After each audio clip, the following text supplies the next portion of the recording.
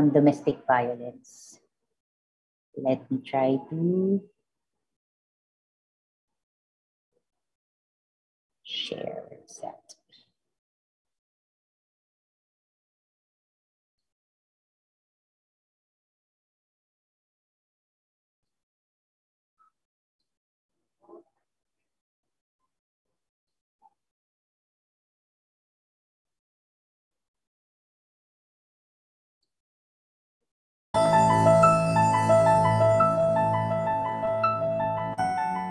Is there audio? Yes po. Okay.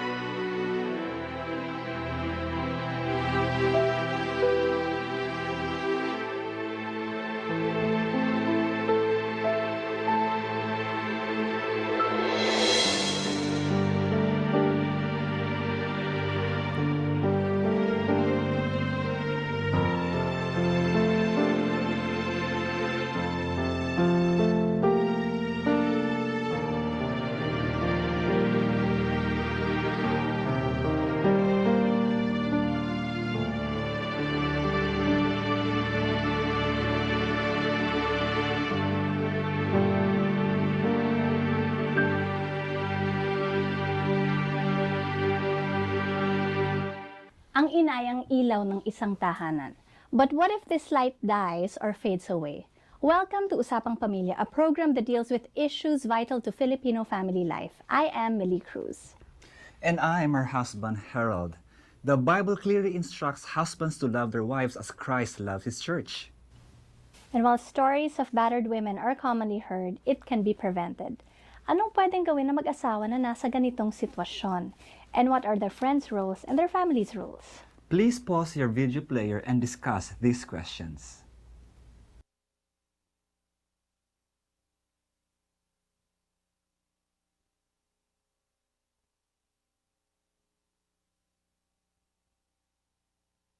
Join us today as we tackle this issue. Panoorin po natin ang dramang ito.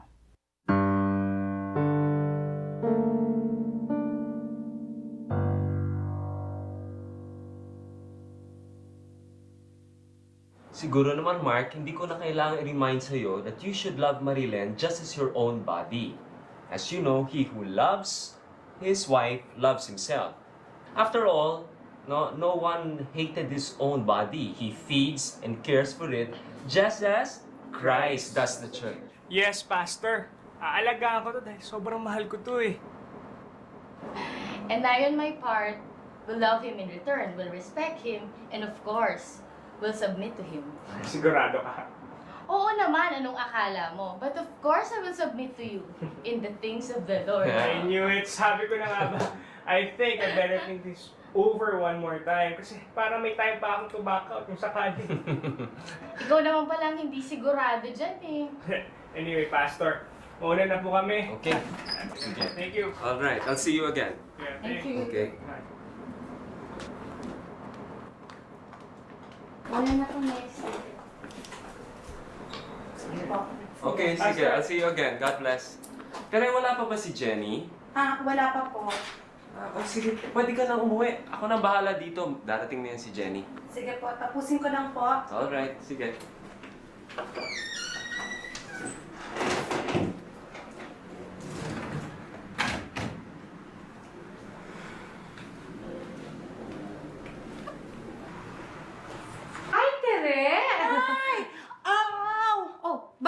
Aray. Bakit? Ha? Nabunggo ko. Nabunggo ko kanina. Ang sakit eh. Lagyan mo na lang ng cold compress yan. Oo nga eh. Balak ko nga pagdating sa bahay. Para Nga pala, magdi-dinner kami ni Giselle mamaya. Sama ka sa amin? Hindi na lang. Kasi alam mo, sina Henry at saka si Ron baka nasa bahay na. I'll see you at our cell meeting tomorrow, okay? Yeah, sige. Cold compress, mamaya. Oo. Sige. Bahala. Sige. Bye.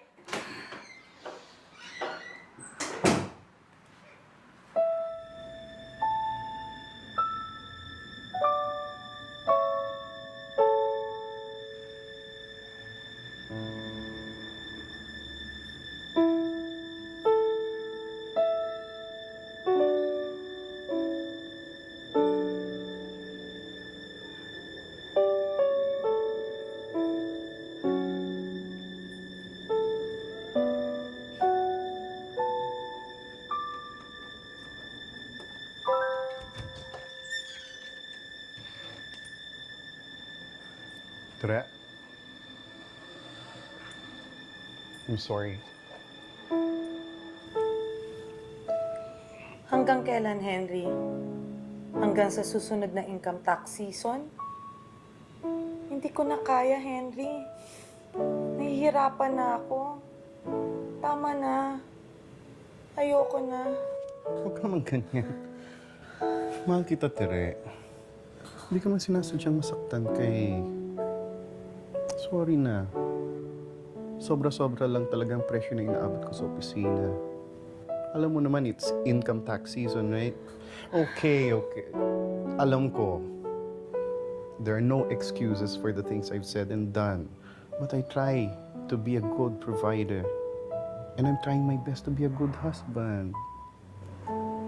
Sorry na. Dinaanan na natin to noon, di ba? Nalagpasan natin. We can do it on our own. Kaya natin to, di ba? Patawad na. Ikaw na.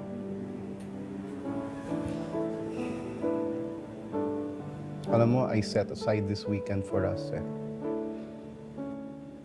Pwede tayo pumuntang Tagaytay. Kung gusto mo, diretso tayo sa beach. Kahit saan mo gusto. You and me and Ron. I'll make it up to you. I love you.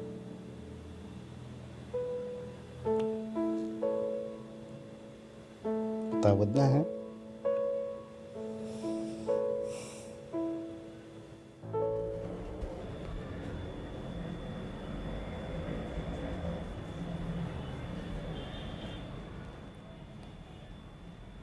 Morning, Ma! Morning, Ron. Eat na your breakfast, anak.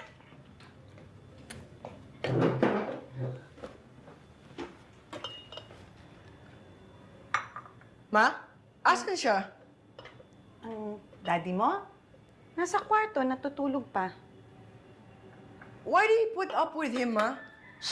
Ron, ano ka ba? Ang aga-aga. Sinisira mo yung araw. Ma, kailangan natin pag-usapan to. Hindi na ako maliit na bata. I'm 16 years old. What Dad is doing to you is wrong. What he's doing to me? Why? What is he doing to me? Ma, Aray. hindi mo naman may itatago sa akin yung mga pasama mo eh. It's written all over your face. Sobrang tensyon na nga sa bahay na to, kaya nga madalas ayaw kong umuwi eh. Ma, we have to leave. Let's go to Lola. Baka magising si Daddy. Tumahimik ka lang, Ron. Ma, don't you see? He's trying to control us. Siya na lang lagi nasusunod eh. Wala naman tayong gusto na ibinibigay niya eh. Pati nga mga kaibigan mo, pinag-iinitan niya eh. Ma, I don't want anything bad to happen to you.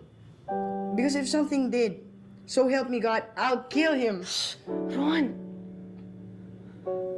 Ron, anak. Sige. Hihingi ako ng tulong kay Tita Jenny. Aalis tayo dito. Aalis tayo, anak. Ma, promise yan ah. Please. Promise. Promise, anak.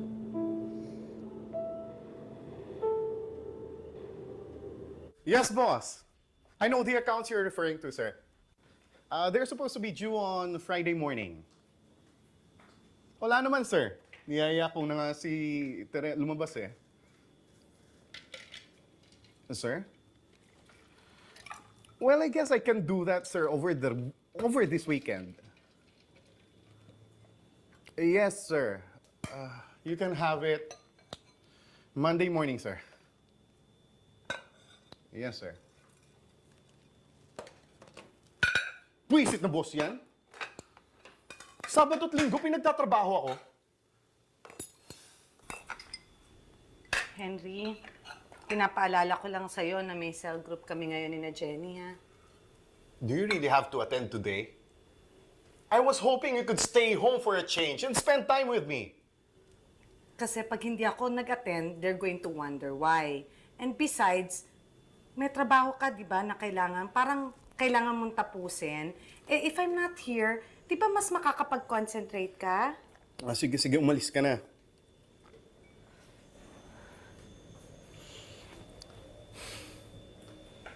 Teka. Anong oras ka babalik? Sandali lang naman ang cell group, di ba? Just make sure you come home immediately, okay? Cell lang. Wala nang iba.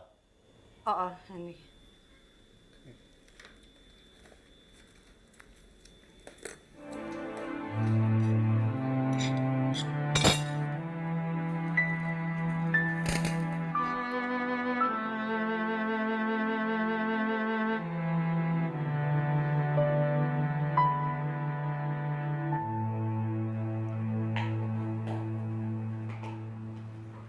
Hi, Jens.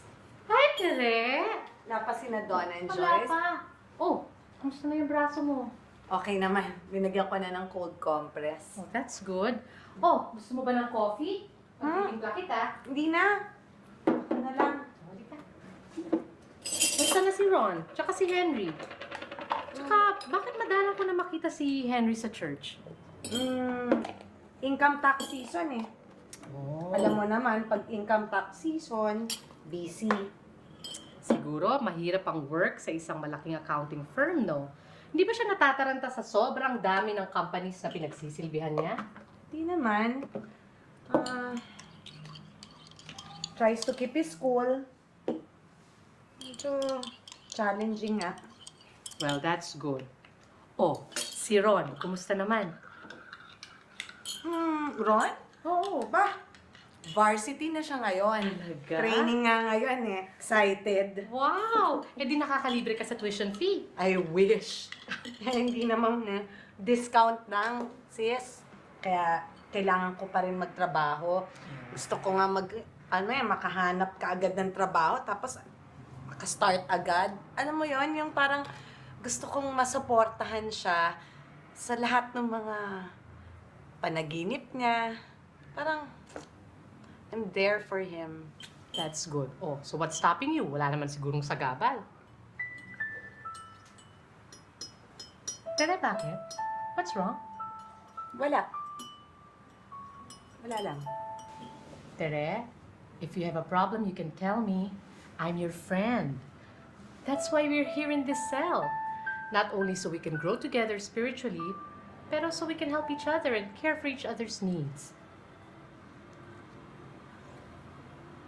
Gracias. Tere? Okay ako, Jenny. Okay ako.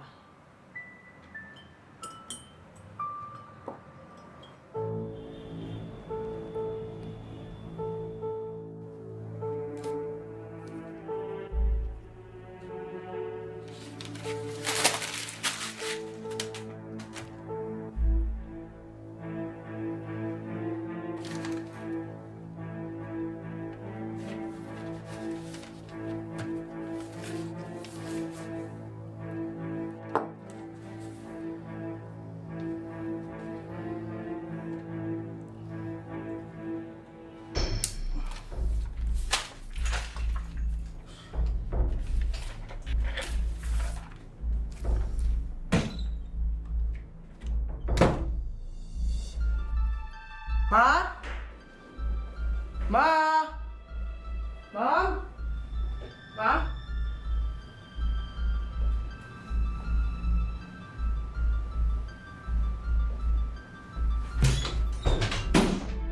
Yan. Anong ginagawa mo? Hinahanap ko lang naman. Di ba sabi sa'yo, huwag mong pakikialam ang gamit ko? Get out! Hinahanap ko lang naman si Mai. Wala siya dito. I said, get out! Bitawan mo nga ako. Kung sa tingin mo, kayang-kaya mo si Mami, ibahin mo ako. Bata ka, marunong ka ng lumaban, ha? Lumalaban ka na sa akin? Ah!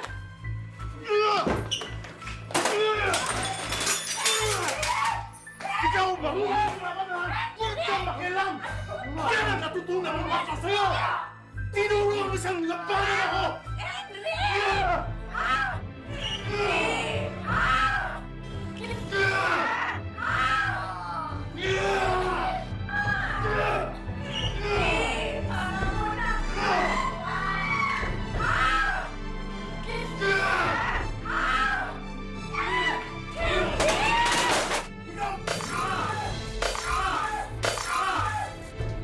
Ma! Tara na! Halika dito!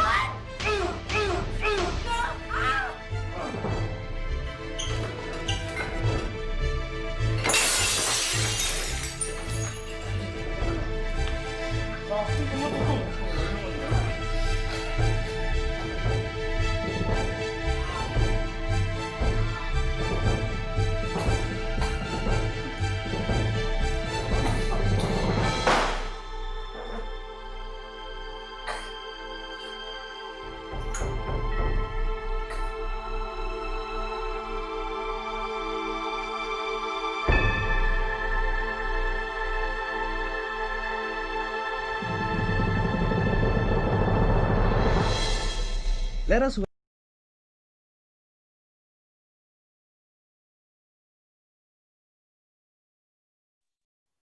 Okay. That's the movie Dahas. Video clip pala, Dahas.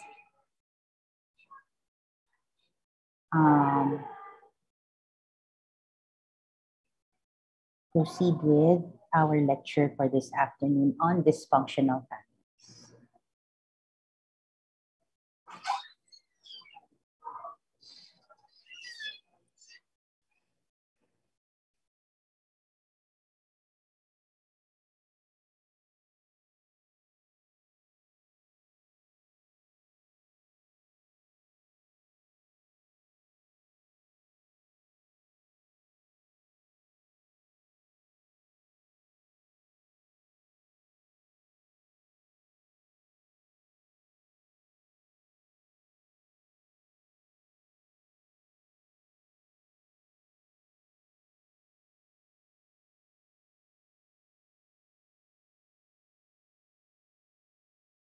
If you have any questions throughout the lecture, just type it in the chat box.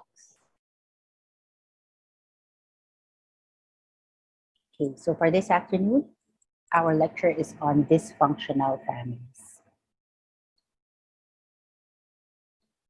Our objectives at the end of the session, you should be able to understand the effect and cause family dysfunction on family health, assess family behaviors, describe family dysfunction, describe the different forms of domestic violence, and know your role as physicians in family dysfunction and domestic violence intervention. So we have established that family has a strong influence on health. They can be the best support system and an important resource for different resources, be it instrumental support, informational support, emotional and financial support, especially for an ill individual who requires additional support. But there are instances when family is not the best resource, and there are instances when family cannot be relied on for support. In some cases, they may even be the very source of stress that can bring about illness. Studies have shown the close correlation between medical problems and family member conflicts. There are instances when conflict and disruptions from within the family actually lead to stressful, serious, and difficult to manage illness. Family crisis is a consequence of failure to cope. Failure to cope usually occurs when the magnitude of a stressful life event exceeds the family resources. Functional families can cope better with illness and any stress, but they are not immune to dysfunction. They are, however, able to support each other and adapt functionally to any stressful and any crisis situation. Dysfunctional families, on the other hand, are more prone to crisis and disequilibrium because they are already stressed to begin with. So additional stressors like an illness or any changes within the family, these are managed with abnormal defense mechanisms and maladaptive behaviors, which lead to pathologic equilibrium or maladaptive equilibrium. Left uncorrected, this can progress to terminal disequilibrium. So the inability to adapt functionally and the tendency to maladapt to stressful situations usually worsen through time and lead to a cycle of difficult to break family dysfunction. So what is family dysfunction? It is a state in which a family demonstrates destructive behavior in response to an inability to manage internal or external stressors due to inadequate resources and ineffective family coping. The following are common psychologic defense mechanisms utilized by family members when resources are inadequate or inappropriate for managing a family crisis. So you notice, they show avoidance, conversion, denial, displacement, identification, introjection, masking, postponing, projection, rationalization, repression, somatization, and transference. So these defense mechanisms may actually be seen in highly functional families, but in dysfunctional families, the duration and use of these defense mechanisms are usually prolonged and usually pathologic. Okay, so initially, they can be natural reactions or natural defense mechanisms, but they become pathologic if they are used extensively and used for everything. The following are behavioral symptoms seen in families in pathologic equilibrium. So pathologic equilibrium is a state of impaired interaction or nurturing within a family that follows the utilization of abnormal defense mechanisms to escape from anxiety and unresolved stress and unresolved family crisis. So again, these symptoms may be seen as well in highly functional families, but the duration and severity of symptoms are markedly accentuated in dysfunctional families. Failure to resolve crisis, the discomfort of living with pathologic defense mechanisms, and the poor nurturing environment of a family in pathologic equilibrium can all lead some families to terminal disequilibrium. So in this state, nurturing functions are not discernible and family dissolution usually occurs. So behavioral symptoms, anger, always arguing, complaining, defiance, delinquency, isolating, holding grudges, running away, scapegoating, withholding, or being very quiet. So again, it can also be seen in functional families, but they are more accentuated or more highlighted and used more, or seen more in dysfunctional families.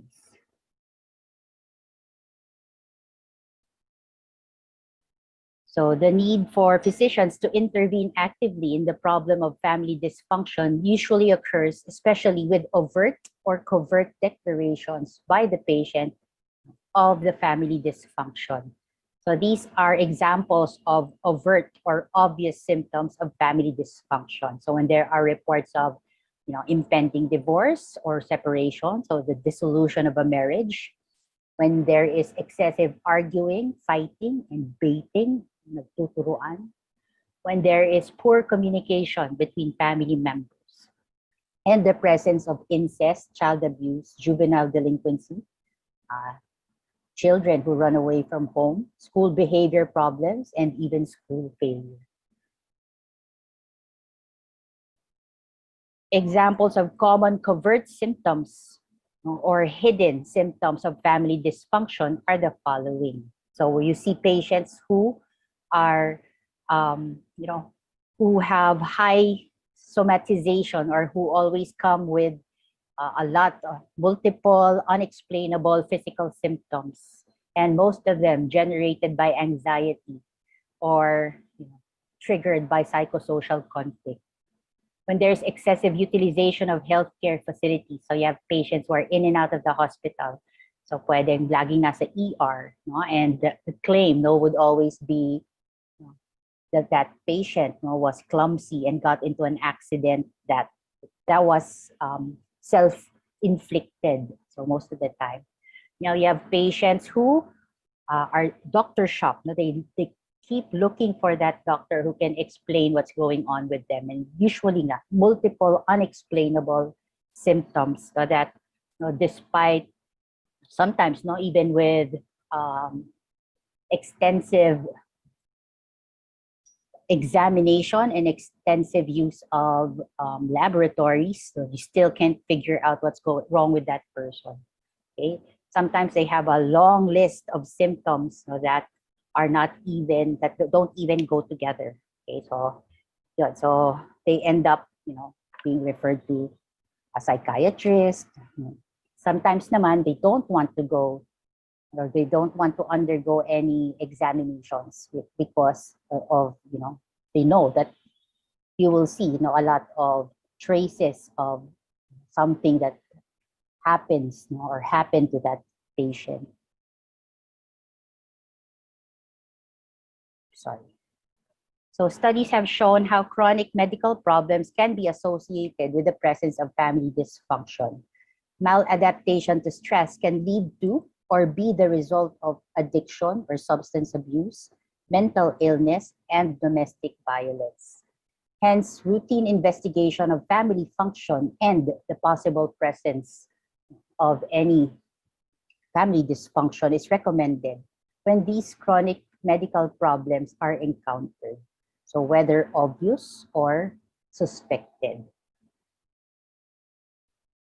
Symptoms of family dysfunction are often missed by physicians, mostly because there is a tendency to treat the symptom as the primary problem rather than investigating thoroughly what's as a whole going on, or what the root of the problem. So when there is suspicion of the presence of family dysfunction, the next logical step would be to try to verify these suspicions. Be aware, however, that discussing the presence of dysfunction to a patient or the family can be very, very challenging. In most cases, families are not even aware that they are behaving in a dysfunctional manner. Some have become so used to their maladaptive behaviors, their symptoms, that they come to perceive the dysfunction as normal.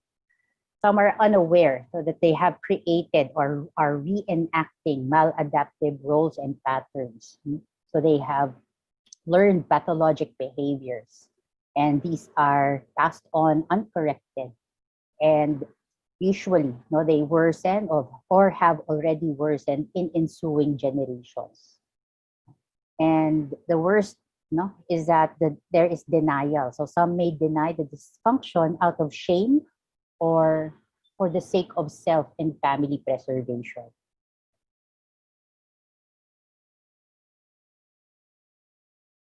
But these should not deter us from our obligation to the patient and the family. So physicians should recognize when the family is stressed and its members are unable to cope and adapt.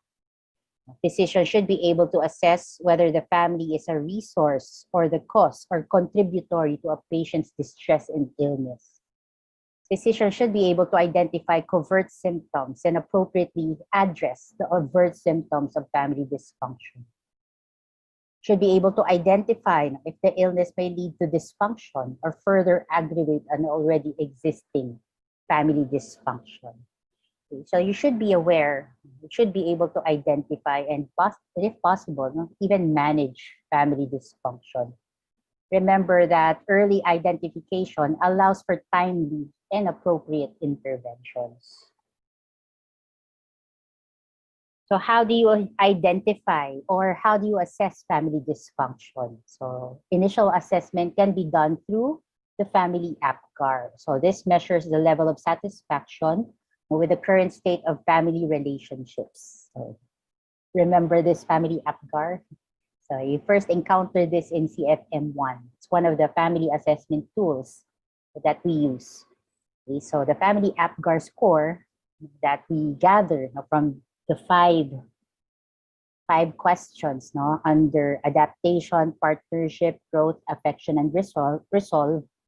So you categorize the scores based on whether a family is highly functional, moderately dysfunctional, and even severely dysfunctional.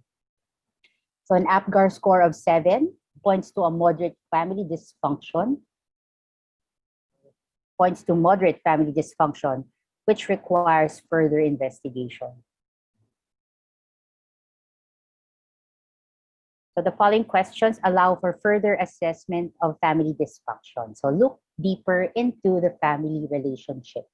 Okay, so look for the presence of unresolved stressful events. Ask about the sources of stress within the family. So what are the sources of stress? How do they cope with these stressors or stressful life events? Are they able to cope and adjust? How adaptable is the family or how rigid is the family? Okay. Are they able to support each other? How cohesive is the family? And what are the family's repeating interactional patterns related to the problem at hand? So first, what are the sources of stress in the family? So stress may be intrafamilial, interfamilial, or extrafamilial. Okay, so when you say intrafamilial, the stress develops from within the family unit. So examples of intrafamilial stressors are illness or death within the family, or illness or death of a family member, long-standing interpersonal conflicts between husband and wife, or between parent and child, or between siblings. Okay, so the problem is within the family relationship. Interfamilial stressors come from from family influence or family interactions with other systems in the environment, and there is direct influence on the family. So stressors may originate from school, healthcare agencies, the workplace. So examples of interfamilial stressors are the loss of a job, conflict with an employer or co-worker, difficulty with assigned work, being bullied in school or in the workplace, extramarital affairs that affect the relationship between spouses, or gambling and other vices that can compromise the social and economic stability of the family. Lastly, your extrafamilial stressors. So these are stressors that indirectly affect the family. So they could be stressors or influences related to politics, social, religious, or cultural issues. So for example, family disputes related to the choice of presidential candidates in the household. Okay, so your BBM versus kakampings before. So tapos na yan. But they have they indirectly affect the family. In the movie that you just watched, so the title of that movie is Dahas. Are you able to identify the source of stress in the family? So is it intrafamilial, interfamilial, or extrafamilial? Who wants to answer that? What's the source of stress in the movie? Is it intrafamilial, interfamilial, or extrafamilial? Anyone? Interfamilial. Interfamilial, that's correct. Okay, so it's interaction with other systems and there is direct influence on the family. Thank you.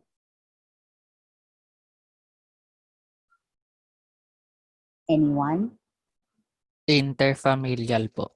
Interfamilial, very good. Thank you. So the the source of stress, is within a system or the environment directly influencing the family. So in the movie, it's the tax season and the work of the husband. That is the source of stress. So it's interfamilial stress.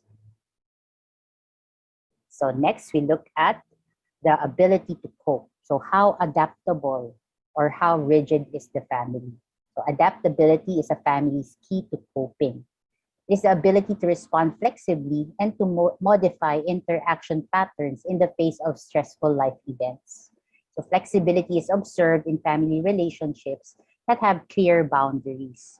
The clear boundaries allow negotiation of rules and roles and accommodation of necessary adjustments or changes that will allow coping and adaptation.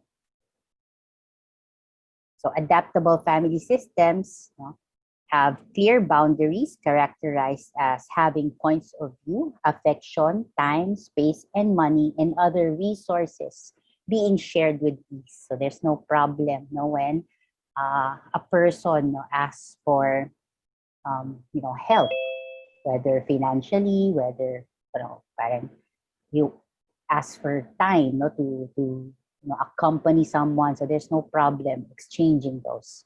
Adaptation and coping takes into account the needs of the individual members and the entire family unit.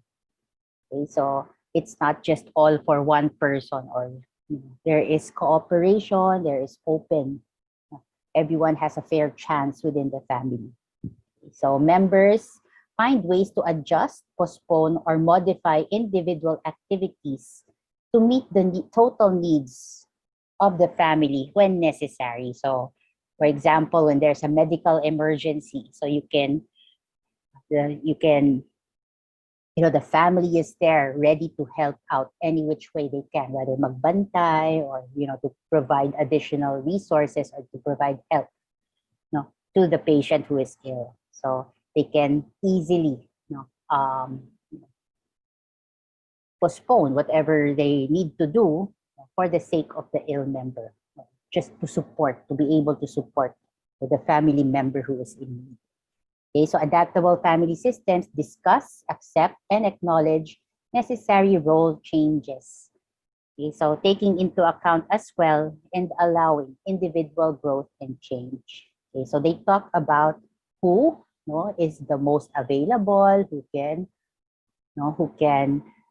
help more, who needs more support, or who can support the ill patient or the family member who needs help better. So hindi siya sapilitan. Okay, so they know and they are willing to exchange roles freely. So for example, it's the financier or the breadwinner who gets sick.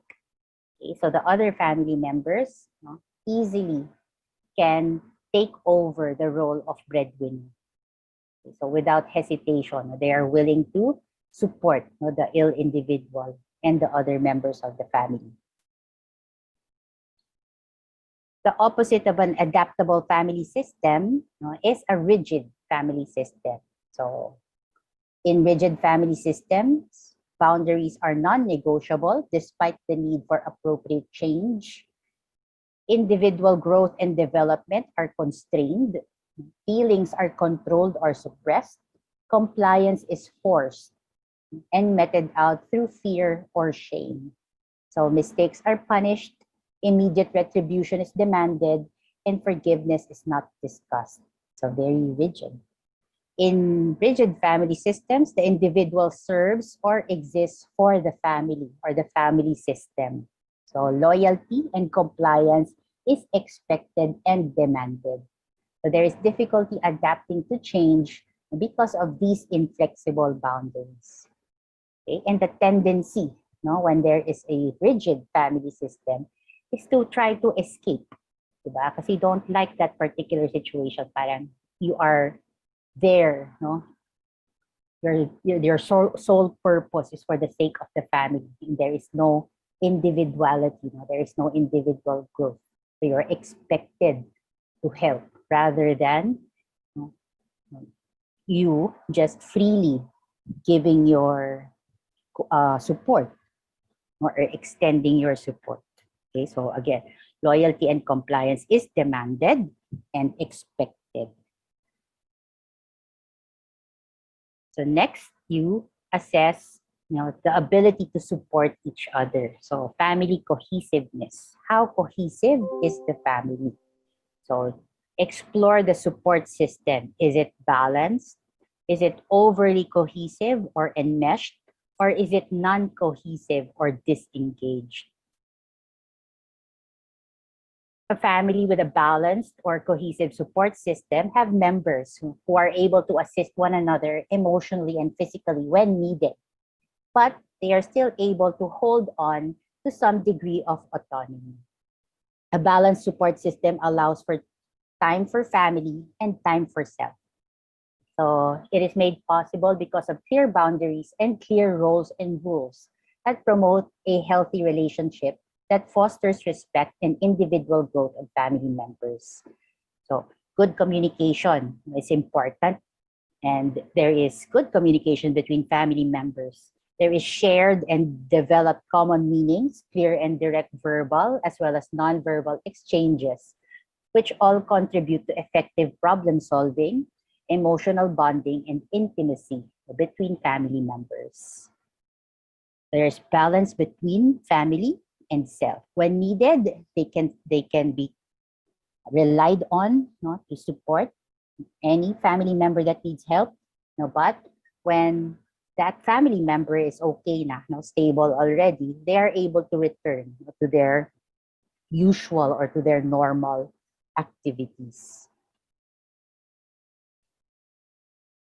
Enmeshed families, on the other hand, have too much cohesiveness. So there are dysfunctional boundaries between systems and subsystems, and there is lack of clear hierarchy. So there's no delineation between self, the individual, and the family. So in enmeshed families, members tend to be overprotective and overreactive to one another, especially to one another's pain. They tend to inappropriately speak for one another and even interrupt each other whenever they communicate. There are high levels of emotionality, and members tend to flare up angrily with slight provocation.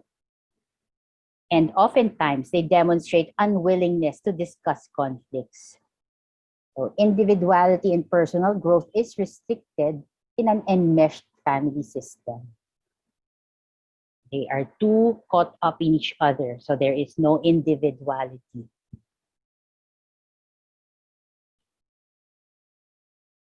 The complete opposite of an enmeshed family relationship is one that is disengaged or a non-cohesive family system. So a disengaged family system is characterized as having members who are emotionally distant and unresponsive to each other. When in times of crisis, so they choose to go their own separate ways instead of helping each other out. They choose not to respond quickly or even not respond at all to family emergencies. And they become emotionally unresponsive to one another. So the lack of support and healthy psychological and emotional development within the family brings about feelings of abandonment, isolation, neglect, and often result to family members acting up. Okay, so usually these are patients, persons who become very violent because of that psychological and emotional stunting. Lastly, family dysfunction is assessed by looking at how members interact with each other. So what are their repeating interactional patterns? So who relates to whom, how and when, who is in charge? So you're looking at rules, roles, systems and subsystems, and the rules of interaction. Okay, so who is overtly and covertly in charge of the family system? So again, in functional families, there are clear boundaries, roles, and rules. So parents are in charge of the family system, and each member performs their expected duties and responsibilities. So when needed, the family is able to cope and adjust and exchange roles appropriately. Okay, so dysfunctional families, they have no boundaries. The rules and rules are unclear and oftentimes inappropriate. So the blurred boundaries in the absence of roles and rules between family systems are exemplified by the lack of individuality and restrictive relationships seen in enmeshed dyads, the lack of functional roles and rules and undefined responsibilities seen in the adultified, parentified, and infantilized parent-child relationship. So adultified, the children, even in their young age, are expected to take on the role of the adult. For example, in a very large family where both parents or maybe just a single parent has to work. So the eldest child or the eldest children become responsible for taking care of their younger siblings. So sila na yung nagpapakain, nagbibihis, they make sure that the younger children are able to go to school. Okay, so their role as children also, they become adultified to them. Okay, so the same goes with children who are treated like adults. Okay, so instead of them being children, so pinapayagan sumama sa mga inuman, mga ganyan. Okay, so they're adultified. They're not given. No, they are. There's too much permissive. They're permissive. So there is overly permissive. They are overly permissive or even neglectful because they are not able to sustain yung rules and the roles that children have to live by. Okay, so no limits, and they are inappropriately treated like adults. Yun din yung parentified. Parentified is the children taking over the roles of the parents. Okay? And infantilized, despite being old enough, hindi na siya child. Okay, the offspring is treated like a baby. Okay, so not allowed to do the age-appropriate activities. Okay, so they are restricted from developing and maturing appropriately. So boundaries, rules, and responsibilities are very important, and they should be clear and appropriate. Okay, so between subsystems, there should also be a clear hierarchy. Okay, so respectful interactions, within families, recognize the boundaries around subgroups and subsystems. Okay, so family conflict, inappropriate, confused, and problematic relationships are seen either because there is unclear boundaries or there is too rigid. The boundaries are too rigid between subsystems. Okay, so subsystems can be between parents, between parent and child, and between siblings. So when grandparents interfere with the child rearing practices of the parental unit, then that's a problematic boundary. When parent and child boundaries are crossed, as seen in child abuse, and the other way around, elderly abuse. When spouses breach appropriate boundaries, as exemplified by intimate partner violence. Okay? Or when appropriate roles and responsibilities are not observed in neglectful relationships. So the boundaries and the subgroups are not honored.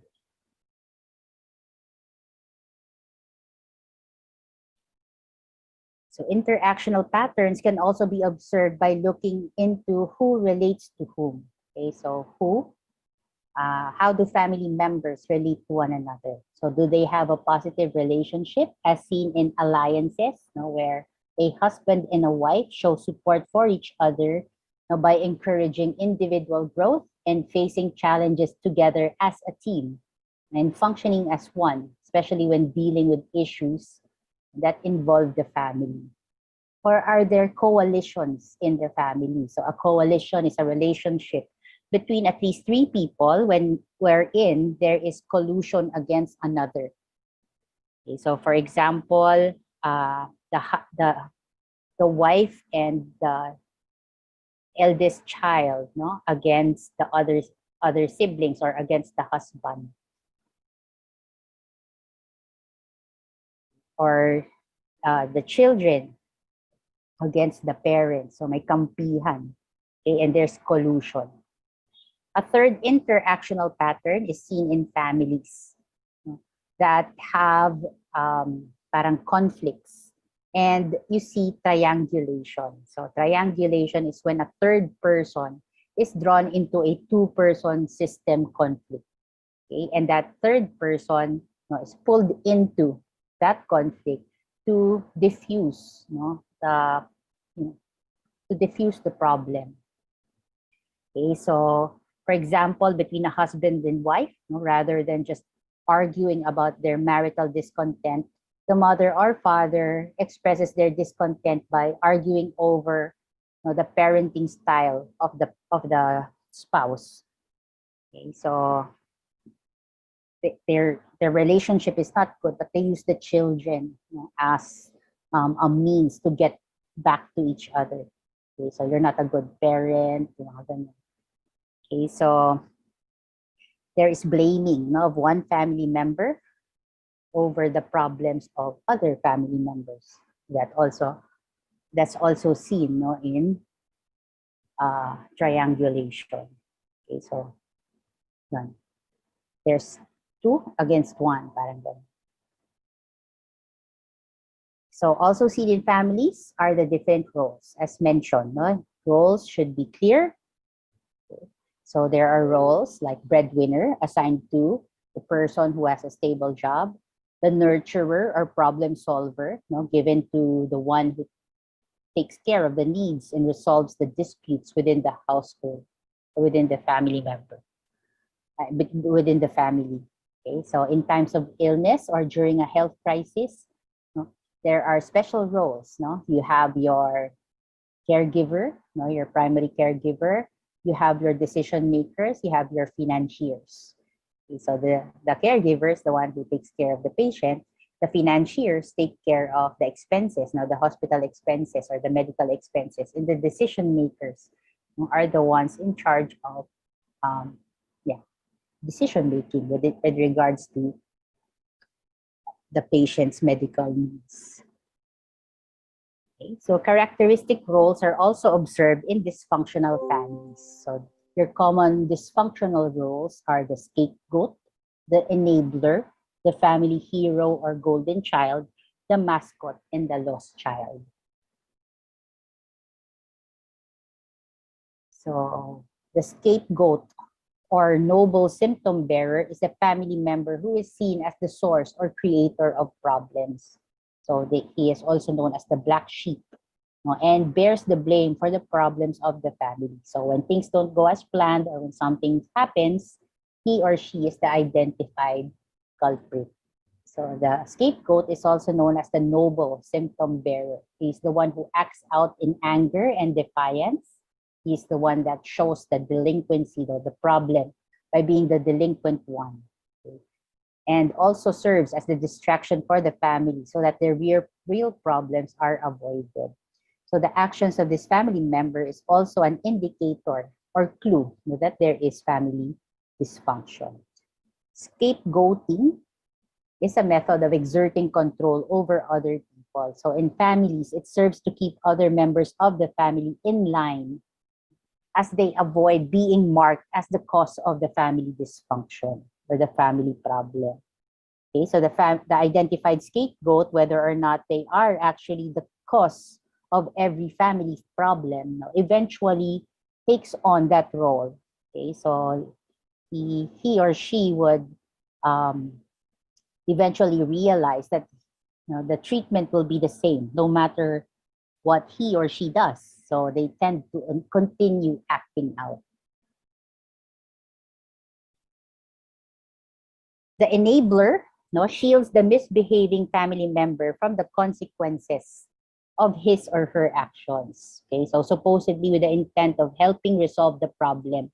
But the conscious or unconscious enabling encourages the bad behavior. Okay, so enabling is the act of perpetuating or exacerbating a problematic behavior by accommodating the person's harmful conduct. So an example of enabling is when the wife, in the movie The Huss, diba?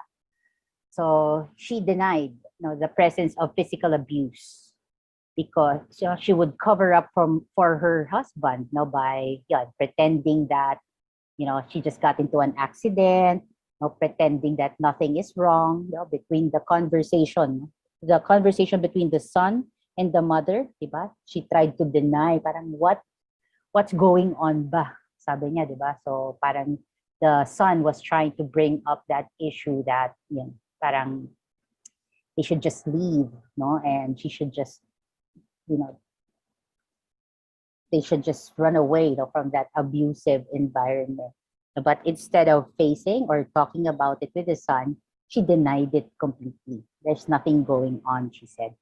Okay, so she made up excuses for the father's drunken, abusive acts. So he's just stressed, he's just tired, it's because of work. So that's not really him. Okay, so that's enabling.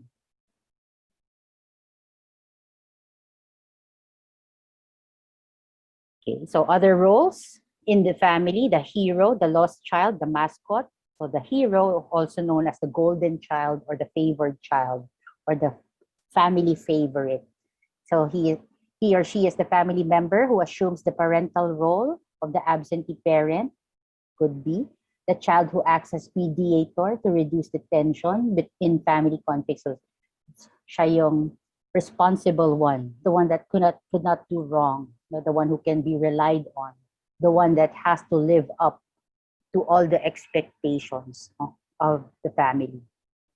So as much as this person or this child is the one who can do no wrong, who is shiny and bright in the outside, but they may actually bear the inner emotions of hurt, low self-esteem, or the difficulty of living up to the expectations of others, the anger because he or she is expected to be everything and to manage everything.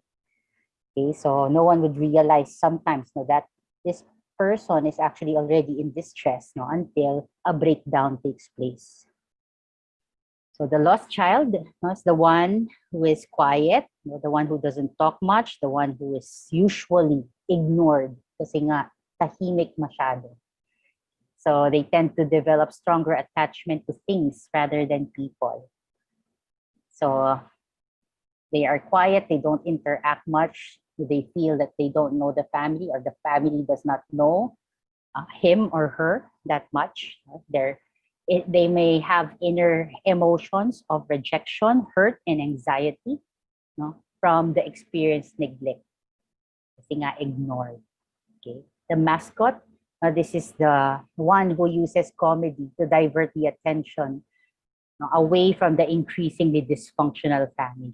Okay, so he may exhibit immaturity, hyperactivity, may try to act cute, okay, but may try to lighten things, but deep inside, of course, there is that insecurity, that fear and anxiety, that is usually just conveniently covered up with amusing acts. Okay, so those are the common dysfunctional roles seen in dysfunctional families. Okay, so the relationships between subsystems, again, are strained and unnatural. The members have maladapted in order to survive. And in most cases, there is a family member with a serious problem that would impact every member of the family.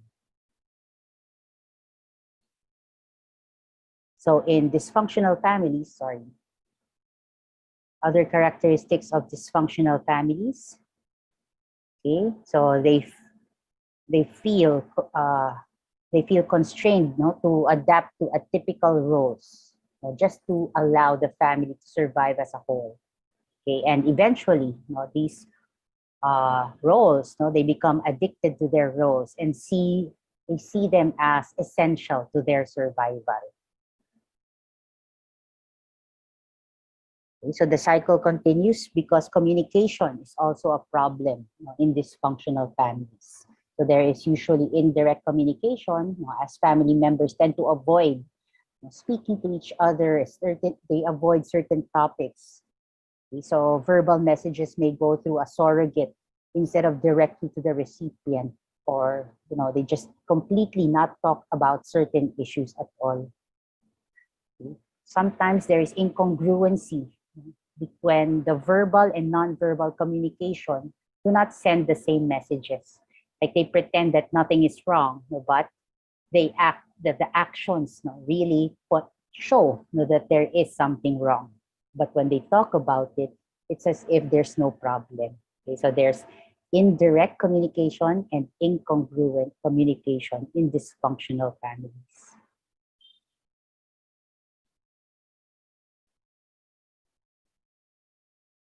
Okay, so this table shows the common differences between a functional or nurturing family versus a dysfunctional family.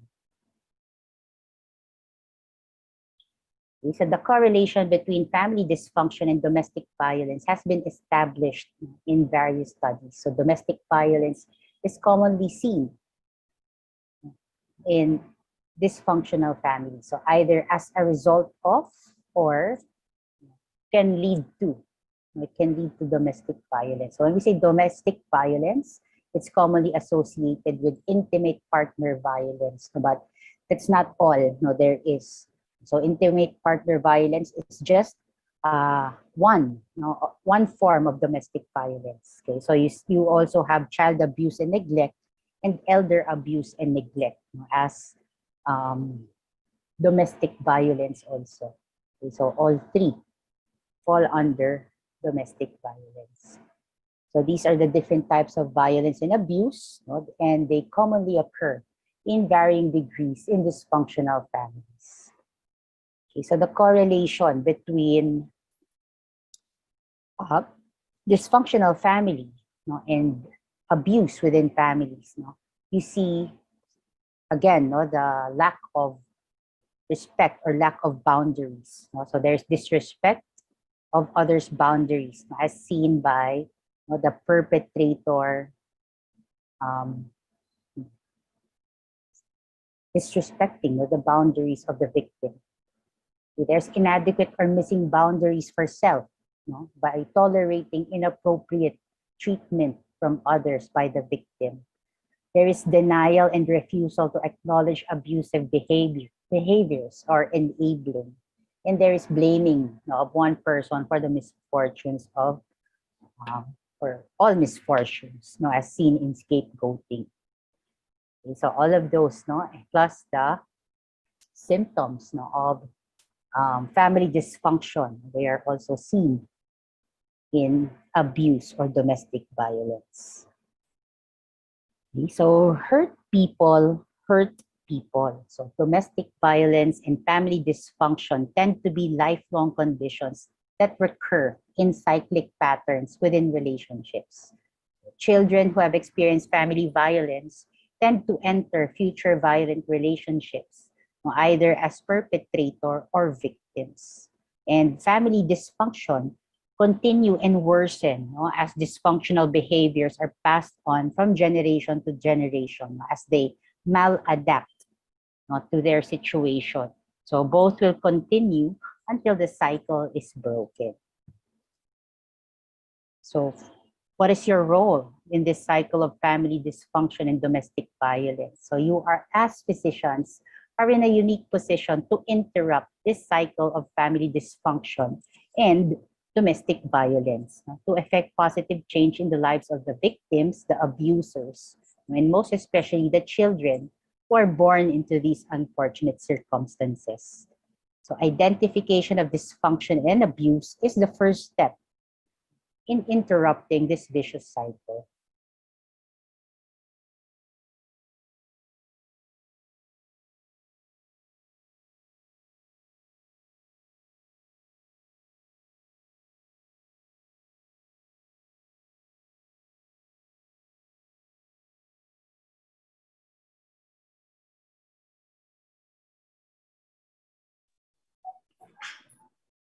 So I have already uploaded the lecture, a copy of the lecture slides. I also uploaded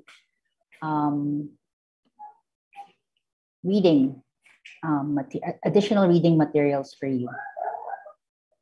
It's Taylor Robert, Family Medicine Principles and Practice, 7th edition. So there are chapters there on elder abuse, child abuse and neglect, and intimate partner violence. Okay, so do you have any questions?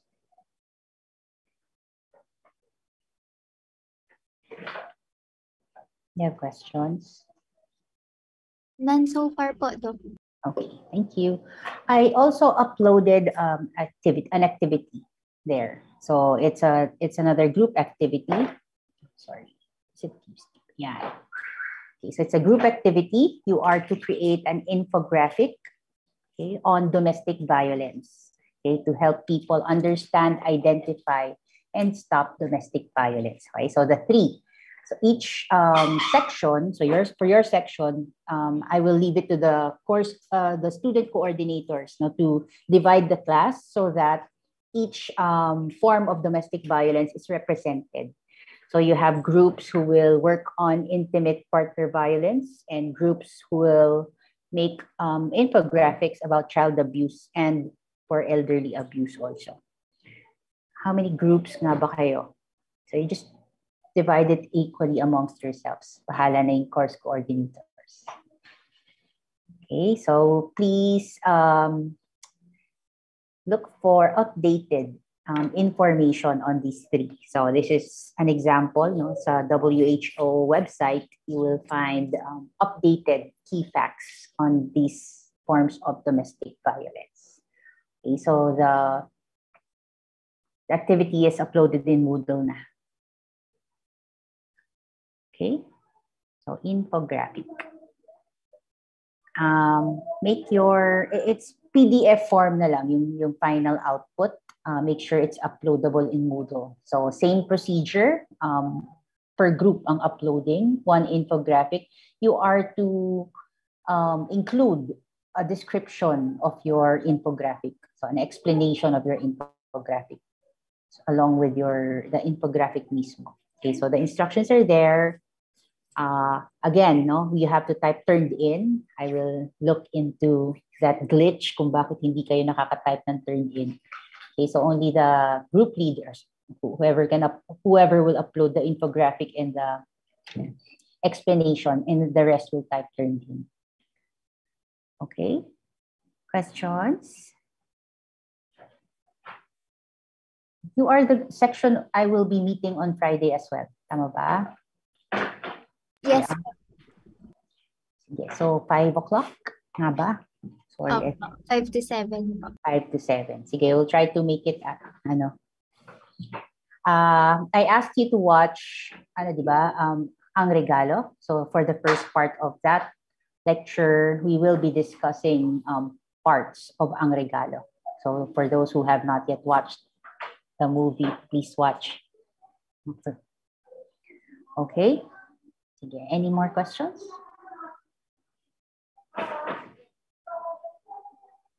None na po, Doc. Okay, sige. Then